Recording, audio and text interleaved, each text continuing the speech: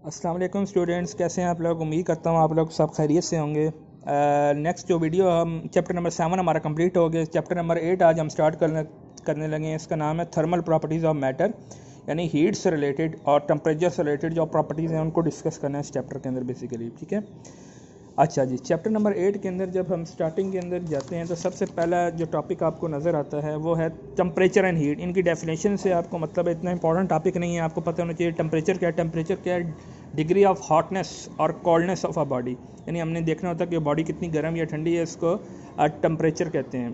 Temperature जो है ये अल्लाह ताला ने हर चीज़ का ना एक फ़िक्स भी रखा हुआ है। आपको नेचुरल जो फिनोमेना है वो भी टेम्परेचर को फॉलो कर रहे होते हैं। अक्सर जो है वो फ्लावर्स और पौधे ऐसे हैं जो टेम्परेचर के साथ सेंसिटिव होते हैं। जैसे ही ख़ास टेम्परेचर होता है तो ये हमारे पास इनके फूल खिल जाते हैं, वरना बंद हो जाते हैं।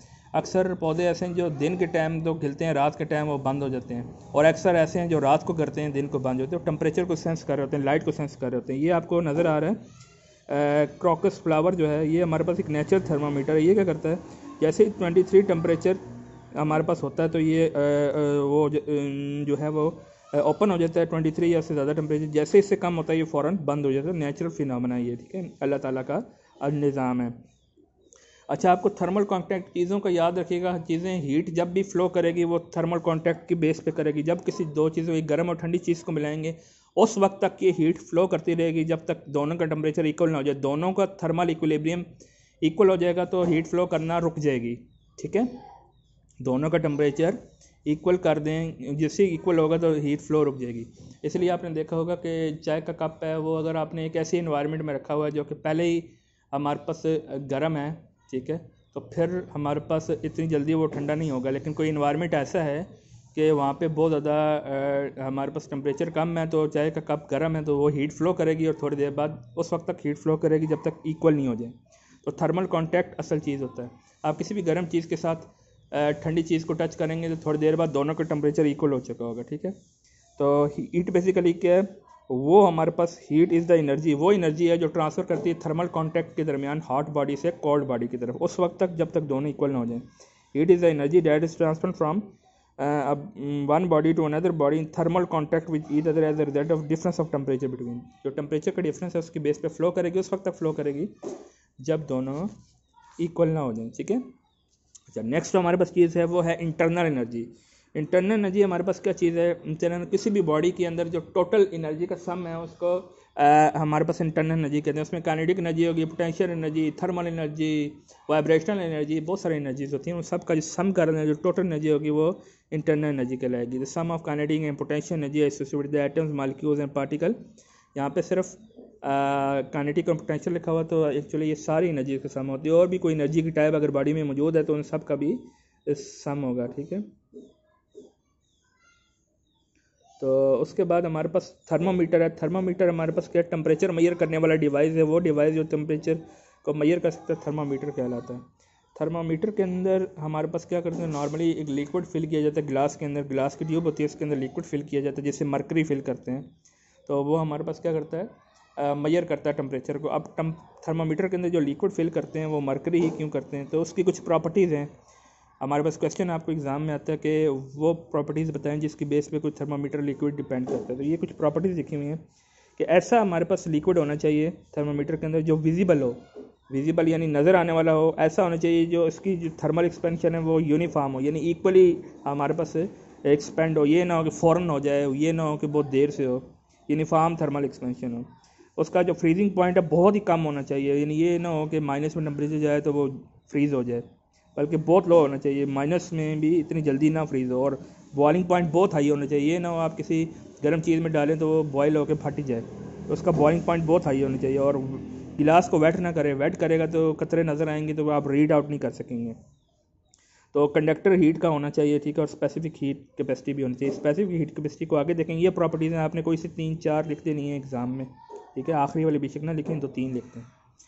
अच्छा जी, फिर हमारे पास जो थर्मामीटर है, थर्मामीटर को यूज़ करने के लिए जो हमारे पास scale up lower and upper fix point, thermometer के अंदर कोई फिक्स पॉइंट होते हैं। वाटर का हम नॉर्मली फ्रीजिंग और बॉइलिंग पॉइंट को लेते हैं।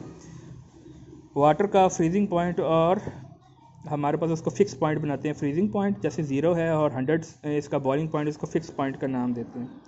जो टेम्परेचर को मेजर करने के स्केल यूज़ होते हैं नॉर्मली तीन स्केल यूज़ होते हैं। एक तो आपने डेली लाइफ के अंदर जो बहुत ज़्यादा स्केल यूज़ होता है उसे हम कहते हैं सेल्सियस का स्केल, सेंटीग्रेड भी कहते हैं और हमारे पास सेल्सियस स्केल भी कहते हैं। दूसरा स्केल फ़ारेनहाइट होता है, एफ़ के साथ डिनोट करते हैं। अक्सर डॉक्टर वगैरह जो बुखार चेक करते हैं वो फ़ारेनहाइट के अंदर करते हैं। और एक इंटरनेशनल यूनिट है केल्विन स्केल, इसको के के साथ रिप्रेजेंट करते हैं। अब इन तीनों के फिक्स पॉइंट मैं बताता हूँ आपको। जो सेल्सियस स्केल है इसके अंदर वाटर का जो फिक्स पॉइंट है, जो वाटर का फ्रीजिंग पॉइंट हमने लिया हुआ है वो 0 सेंटीग्रेड है फ्रीजिंग पॉइंट, और बॉइलिंग पॉइंट 100 है। 0 और 100 के दरमियान इसको मार्क किया जाता है। जबकि फ़ारेनहाइट जो स्केल है उसके अंदर आपने याद रखना है जो दो फिक्स पॉइंट हैं वो 32 फ़ारेनहाइट और 212 फ़ारेनहाइट है।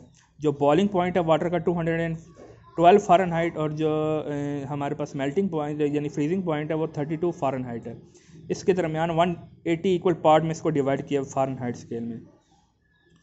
जबकि हमारे पास केल्विन स्केल जो कि इंटरनेशनल स्केल भी है, इसके लिए हमने क्या किया हुआ है, जो इसको -273 और हमारे पास 273 सॉरी और 373 दो पॉइंट है। 273 इसका फ्रीजिंग पॉइंट हो गया, 373 इसका बॉइलिंग पॉइंट हो गया। इसको 100 पार्ट में इक्वल में डिवाइड किया हुआ है, ठीक है।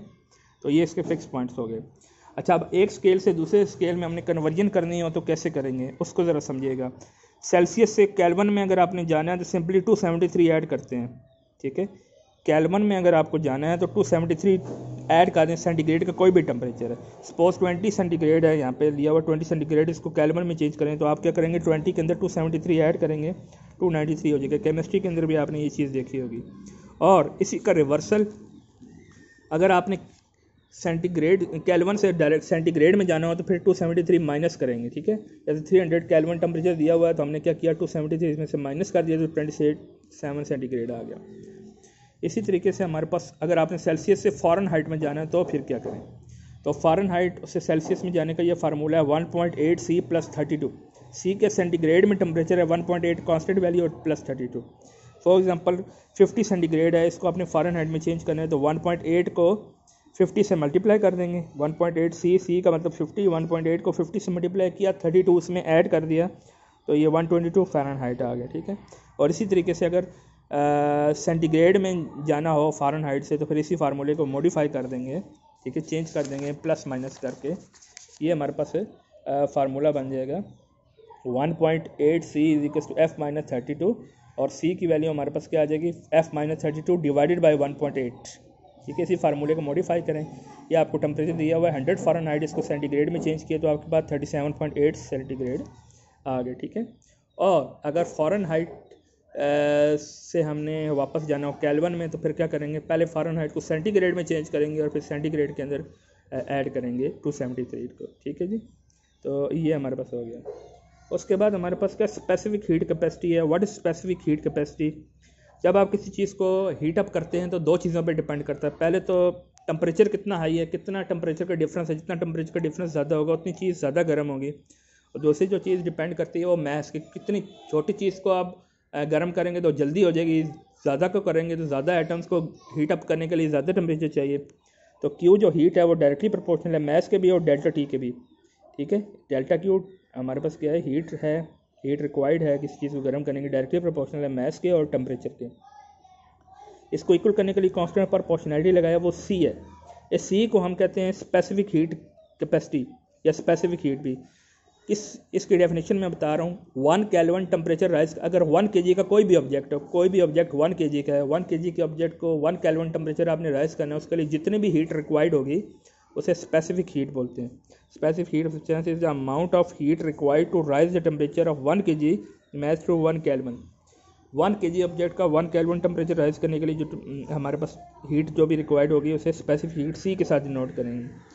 इसका फार्मूला डेल्टा क्यू और एम डेल्टा टी है, वहीं से ऊपर वाले फार्मूले से डिवाइड करके निकाला। और इसकी जो इंटरनेशनल यूनिट बनेगी वो हमारे पास क्या बनेगी, जॉल पर केजी पर केल्विन। आपने याद रखना है। और तो सबसे हाईएस्ट जो स्पेसिफिक हीट की वैल्यू है वाटर की 4200 जॉल पर केजी पर, ये आपने वैल्यू याद रखनी 4200। तो ये याद रखिए, जिसकी स्पेसिफिक हीट की वैल्यू ज़्यादा होती है ना, उस चीज़ को गर्म करना और ठंडा करना दोनों ही काम मुश्किल होते हैं। देर से गर्म होगी, देर से ठंडी होगी। जिसकी स्पेसिफिक हीट की वैल्यू कम होगी वो जल्दी हमारे पास गर्म हो जाएगी, जल्दी ठंडी हो जाएगी।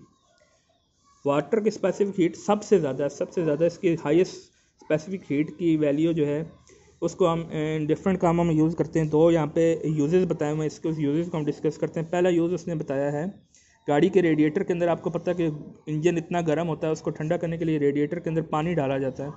तो पानी हमारे पास क्या करता है, जैसे ही पानी डालते हैं पानी की स्पेसिफिक हीट ज़्यादा, वो हीट को एब्जॉर्व कर लेता है, लेकिन इतनी जल्दी बॉयल या एवेपरेट नहीं होता, क्योंकि बहुत ज़्यादा हाई टेम्परेचर 4200 किलो जॉल चाहिए।